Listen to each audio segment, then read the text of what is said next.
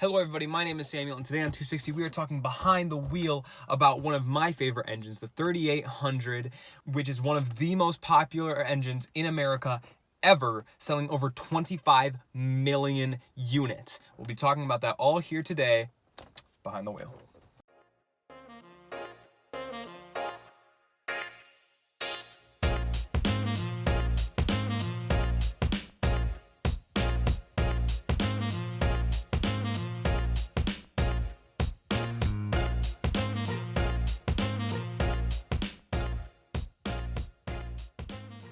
So, the 3800 engine, what is it? Well, a little bit of basic information. The 3800 engine is actually a derivative of a previous engine called the Fireball.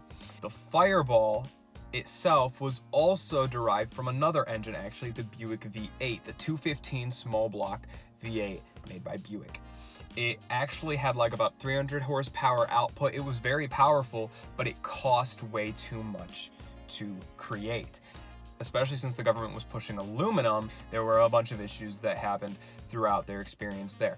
So mainly it was just the expense. That was a small V8. Think about 215 cubic inches in a V8, not very large. That's what they went for, to compete against other V8s at the time.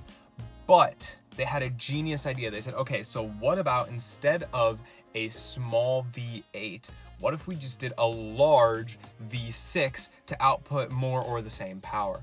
And this worked wonderfully. They decided to create a new engine called the Fireball engine, or the Buick V6. It went through a bunch of different iterations. I have them all written down here and I'm gonna go over them really quick.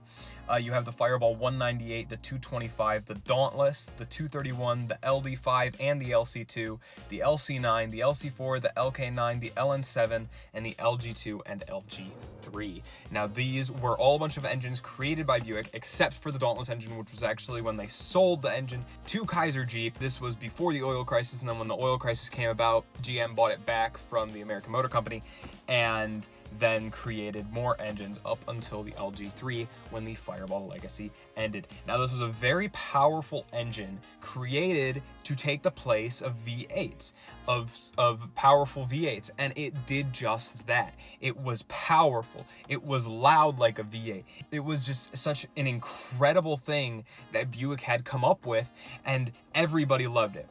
Now they were put primarily into sporty vehicles in the Buick, Pontiac, and Oldsmobile categories, and this is where they stayed, and there are a lot of these vehicles out there today, and that is why it is such a massive thing that they sold 25 million units. That is a lot of units. I wouldn't be surprised if there were still 10 million or more out today. I couldn't find a real estimate or a statistic on how many they think there are out there, but I would not be hard pressed to say that I think there are still 10 million at least out there functioning properly. Let's get more onto the actual 3800 engine. So after the LG3 ended in the year 1988, they started production of the Fireball in 1962, and they ended it in 1988.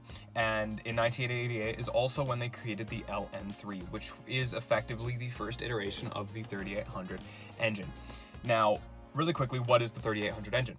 The 3800 engine is a large V6 with a cast iron block and header, push rod, which I think is amazing. My favorite engines are push rods, including the engine inside of the Viper. The Dodge Viper, which happens to be my dream car, uses a push rod engine, and there are a lot of benefits over the dual overhead cams, which we can get to in a later video. Buick GM designed the LN3, which was the first iteration of the 3800 engine. It was 3.8 liters, and it had a lot of upgrades to the previous Fireball engine, the last engine that was created. The 3800 engine is just a more efficient version of the Fireball engines. So the LN3 had a lot of major design upgrades from the LG3. Two really big things actually was multi-port fuel injection and a balance shaft. Multi-port fuel injection, which was the ability to put fuel into each cylinder separately, and it was much more efficient because you could put the correct amount into each one, or at least be very close. And the balance shaft really helped stabilize the engine. The problem with the previous Fireball engines was how much they moved around with all the pistons going in different directions at different times. You're going to get a lot of that shake, and the balance shaft helped eliminate that issue. There were inline 8s at the time, and they weren't that uncommon. They existed, and Buick actually made a couple themselves. The LN3 was considered the pre-series of the 3800 engine, and also it had a kind of like a little brother. The LG7 was effectively the exact same engine, but just with less displacement. Now we move on to the 3800 Series 2. The biggest upgrade between the LN3 and the 3800 Series 1 is tuned port injection. Also, with the coming of the 3800 Series 1, we got something really interesting. We got a supercharged version for every iteration of the 3800 after this. So there are 4 3800 Series engines, the pre one, the LN3, and then you get the 3800 Series 1, Series 2, and Series 3. The Series 1, 2, and 3 all came with supercharged versions. So the L27 was the naturally aspirated version of the 3800 Series 1. And the L27 had about a power output of 170 horsepower, while the L67 actually went through 2 of its own separate iterations, which would be when it had the Generation 2 Eaton M62 supercharger and when it had the Generation 3 Eaton M62 supercharger. First of those having 205 horsepower and the second having around 225. These engines actually are in one of my favorite cars of the time, the 95 Oldsmobile 98. I love this vehicle. I say 1995 because actually the 95 was the only year where they offered both the naturally aspirated and the supercharged version that you could buy in this vehicle. Moving on, we get to the 3800 Series 2, which was the L36, which was the naturally aspirated version, and the L67 Series 2, which was the supercharged version of that same engine. Now, these two engines, the Series 2 engine is the most popular of the 3800 engines, and there are so many of them. In 1981, GM started selling 1 million minimum of the 3800 series engine every year, and that continued through with the Series 2 engine. And the Series 2 is one of the most popular and most common engines of the 3800 that you will see out and about today. The Series 2 came with a lot of differences from the Series 1. The block was shorter. It had a shorter deck height, and with that it had shorter connecting rods to the crankshaft and the pistons. The crankshaft itself was also redesigned because of this, as well as a new intake manifold, and it got a new header with larger valves and a higher compression, which was 9.4 to 1. Now, there was also a very large difference between the supercharged and naturally aspirated versions of these engines. But the supercharged version came with a third generation Eaton M90 supercharger, as well as a larger throttle body, different injectors from the naturally aspirated version, as well as a lower compression by 1. It was an 8.5 to 1 rather than 9.5 to 1 on the supercharged version. Now, with the Series 2, all of these amazing things happened, but also because of all the upgrades they made, this is when GM started getting a little bit too cheap with their vehicles and their manufacturing, at least on the 3800 engine, because the gaskets, especially on the intake manifolds, tend to go out on these engines from the Series 2 onward. Now, luckily, like I said, there is a large aftermarket, so it's really not that hard for you just to go buy a couple new gaskets, and when they blow, or if you want to change them before they blow, you can just put new gaskets right on top. Perfect, awesome, it's so much better, honestly. It makes it a lot better. I would love to have some of these cars that it comes in. The naturally aspirated version actually came in the 1996 through 2002 base Camaro, so not the Z28 with the V8, but the base version with the V6 was actually a Series 2 naturally aspirated, as well as the 1998 through 2005 Monte Carlo came with the naturally aspirated L36. The supercharged version of the Series 2 engine came in the 2004 and 2005 Impala SS, as well as the same years for the Monte Carlo SS. Also, my favorite of these, it also came in the 1997 through 2003 Grand Prix GTP, which is very similar to the vehicle I am in now, except for the supercharger on those was obviously a Generation 3, while the Series 3 comes with a Generation 5 M90 supercharger on the supercharged versions. But getting into the 3800 series now, it came in the L26 and the L32. My vehicle has the L32. This car is actually a 2006 Grand Prix GT, and in the years 2006 and 2007, this vehicle got a supercharger, and that happens to be this vehicle that I'm in today. The 3800 Series 3 came with some more upgrades, not really as crazy, seeing as they weren't putting them in as many vehicles as they did the Series 2, because the Series 2 was in so many different vehicles. If you look at the applications for the Series 2 3800 series engine, it is in so many cars, it is crazy. So the 3800 Series 3 got aluminum intakes as well as stronger connecting rods to kind of combat the issue with them being shorter. They also became a little bit more brittle in the creation of the Series 2 engine.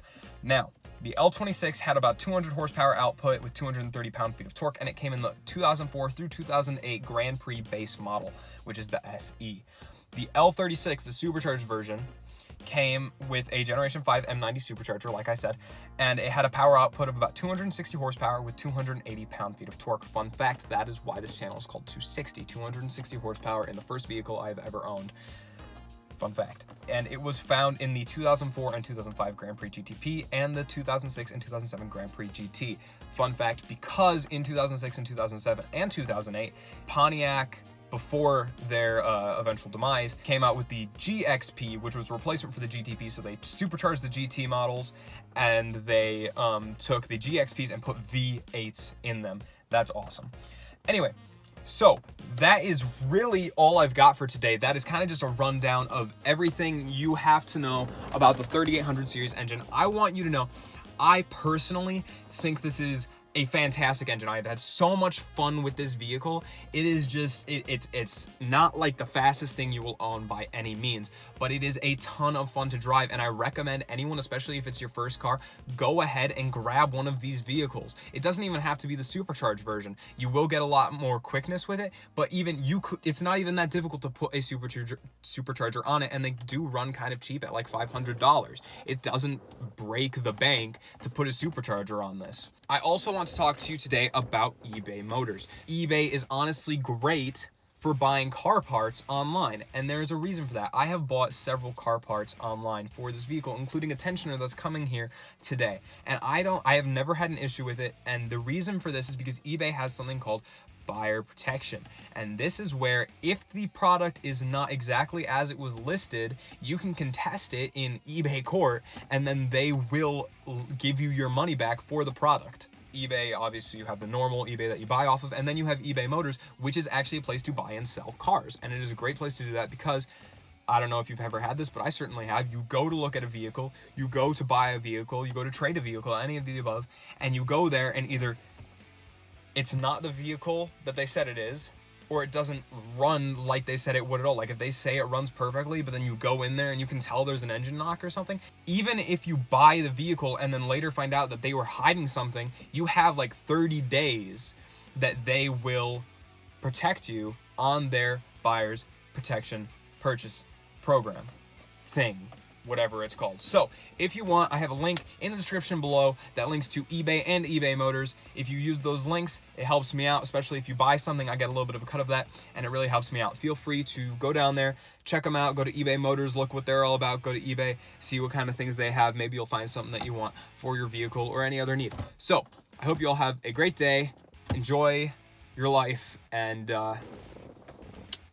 that's it. Bye.